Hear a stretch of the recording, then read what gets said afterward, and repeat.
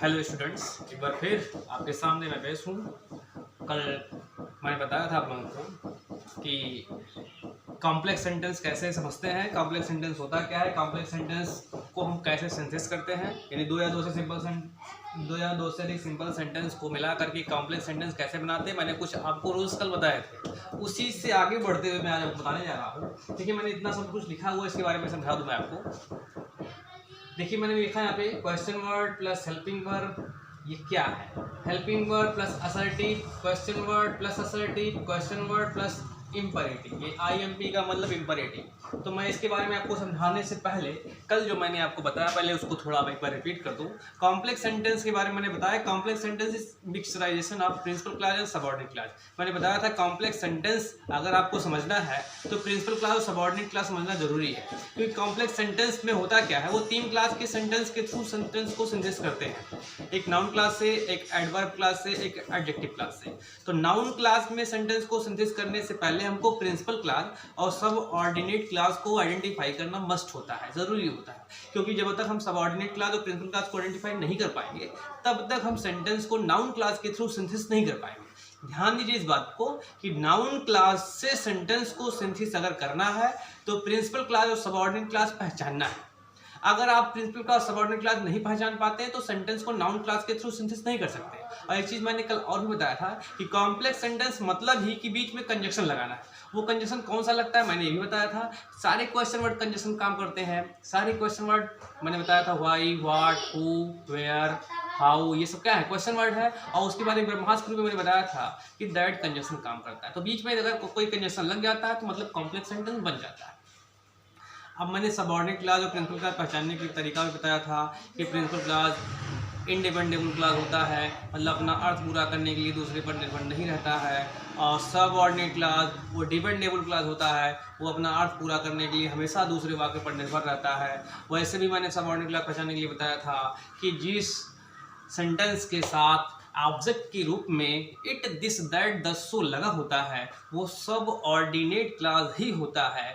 तो जब हम सब ऑर्डिनेट और प्रिंसिपल क्लास पहचान लेते हैं तो नाउन क्लास का पहला रूल यही कहता है कि नाउन क्लास से सिंथेसिस करते समय सब ऑर्डिनेट को पहले लिखते हैं और प्रिंसिपल क्लास को बाद में लिखते हैं। तो जब हम पहचान लेंगे कि हाँ यही सब ऑर्डिनेट क्लास है, जिसके थ्रू पहचानेंगे उसको हटाएंगे, मतलब इट, दिस, दैट, दस, सो दे करके अगर हम पहचान रहे हैं कि ये सबऑर्डिनेट क्लास है तो उसको हटा करके उसको पहले लिखेंगे, फिर उसके बाद प्रिंसिपल क्लास लिखेंगे। फिर मैंने बताया कि समथिंग आता है तो उसे व्हाट से शुरू होने वाला नाउन क्लास बनाते हैं। समवन, समबडी आता है तो हु से शुरू होने वाला। समवेयर से आता है तो वेयर से शुरू होने वाला नाउन क्लास बनाते हैं। सम टाइम अगर आता है तो उसे व्हेन से शुरू होने वाला नाउन क्लास बनाते हैं। अगर काज या रीजन आता है तो उसे हम वाई से शुरू होने वाला नाउन क्लास बनाते हैं। बनाते समय मैंने सेंटेंस का एग्जांपल लेकर भी पिछले वीडियो में बताया था आपको।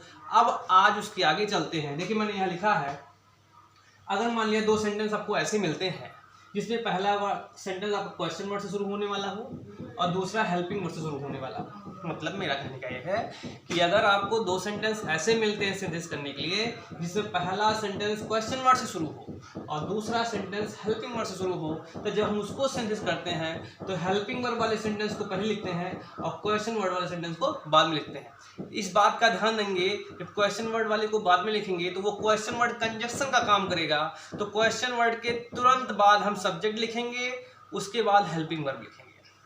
जब वो क्वेश्चन सेंटेंस होता है तो क्वेश्चन वर्ड के बाद ही हेल्पिंग वर्ड लगता है, लेकिन जब क्वेश्चन वर्ड बीच में जाता है तो वो कंजक्शन काम करता है, तो वहाँ क्वेश्चन वर्ड के बाद सब्जेक्ट लगाएंगे, ना कि हेल्पिंग वर्ड लगाएंगे। जब उसको हम सिंथेसिस करेंगे तब ऐसा करेंगे। अब देखिए, दूसरा रूल ये है कि अगर सेंटेंस हेल्पिंग वर्ड से स्टार्ट हो और दूसरा सेंटेंस असर्टिव हो, असर्टिव का मतलब या तो नाउन से शुरू हो या तो प्रोनाउन से शुरू हो, तो ऐसी कंडीशन में जब उसको हम सिंथेसिस करते हैं तो उसकी स्टार्टिंग किससे करते हैं, असर्टिव, यानी असर्टिव वाला सेंटेंस पहले लिखते हैं और उसके बाद कंजक्शन के रूप में इफ लगाते हैं, फिर हेल्पिंग वर्ड वाला सेंटेंस लिख देते हैं। फिर देखिए यहाँ पे, अगर क्वेश्चन वर्ड से सेंटेंस स्टार्ट है फिर और दूसरा सेंटेंस असर्टिव है यानी नाउन या प्रोनाउन से शुरू होता है तो उसमें क्या करते हैं, उस सेंटेंस की शुरुआत भी असर्टिव से करते हैं, फिर क्वेश्चन वर्ड वाला सेंटेंस लिख देते हैं। फिर देखिए, अगर क्वेश्चन वर्ड से सेंटेंस स्टार्ट है और उसके बाद वाला सेंटेंस इंपरेटिव है, इंपरेटिव का मतलब वर्ब से स्टार्ट है, तो उसको जब हम सिंथेसिस करते हैं तो हम सेंटेंस की स्टार्टिंग किससे करते हैं, इंपरेटिव से करते हैं और क्वेश्चन वर्ड वाला सेंटेंस हम बाद में लिखते हैं। अब मैं आपको एग्जाम्पल के थ्रू एग्जाम्पल के थ्रू समझाने की कोशिश करता हूँ कि कैसे एग्जाम्पल के थ्रू समझते हैं।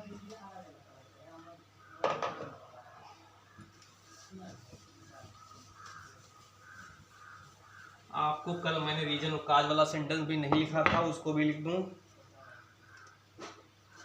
He is sad. I do not know. It's cause. कल मैंने आपको रीजन और काज वाला सेंटेंस नहीं बताया था, उसको बता दूं आपको। उसके बाद एक सेंटेंस मैंने व्हेन वाला भी नहीं बताया था, उसको बता दूं। He will come to me at any time.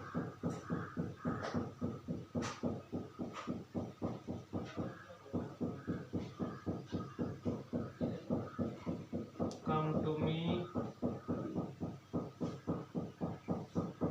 anytime. Come to me. Sorry.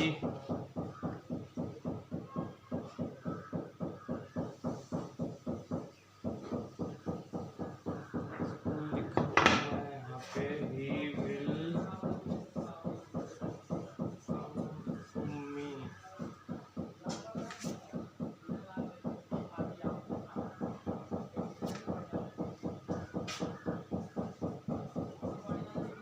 Anytime.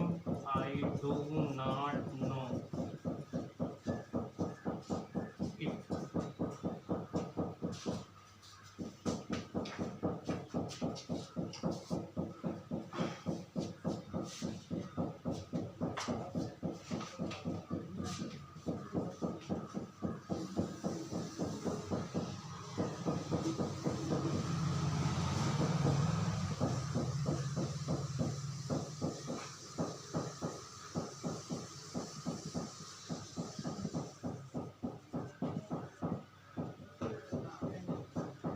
तीन सेंटेंस में आपको बताता चलता हूँ।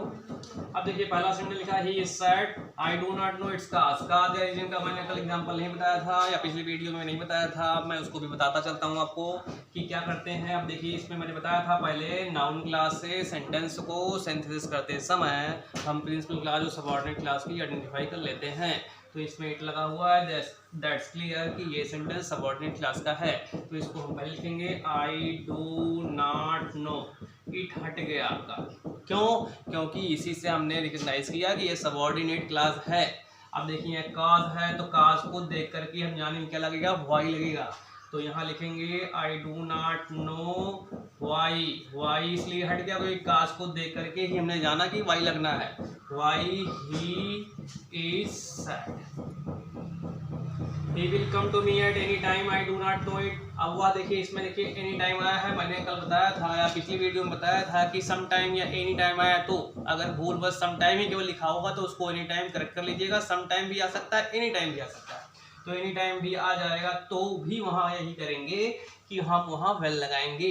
अब देखिए यहाँ लिखा है आई डू नॉट नो इट, फिर यहाँ इट लग गया तो इससे क्लेरिफाई हो जाता है कि ये सब ऑर्डिनेट क्लास है। तो लिखेंगे यहाँ पे आई डू नॉट नो, इसको हटा दिया, फिर उसके बाद लगाएंगे यहाँ वाई एट एनी टाइम, पूरा हट गया आपका बच्चा। Why he will come to me, ये आपका हो गया। अब देखिए दूसरा जो मैंने आज बताया कि अगर एक सेंटेंस आपका हेल्पिंग वर्ड से स्टार्ट है और दूसरा सेंटेंस असर्टिव है तो करेंगे क्या, असर्टिव को पहले लिखेंगे हम। आई आस्क्ड हिम, असर्टिव को पहले लिख दिया, उसके बाद कंजक्शन के रूप में लगाएंगे इफ, उसके बाद he has completed this work. आप ऐसे बनाएंगे। आई होप आप धीरे धीरे आप समझ रहे होंगे। इसको आप वीडियो को पुश करके आप इसको लिख लीजिएगा। ध्यान दीजिएगा कापी में भी आप इसको लिखते रहिए, ग्रामर की कापी जो आप बनाए होंगे उसमें भी आप इसको नोट डाउन करते रहिएगा। आगे मैं सीधे बताता चलता हूँ आपको।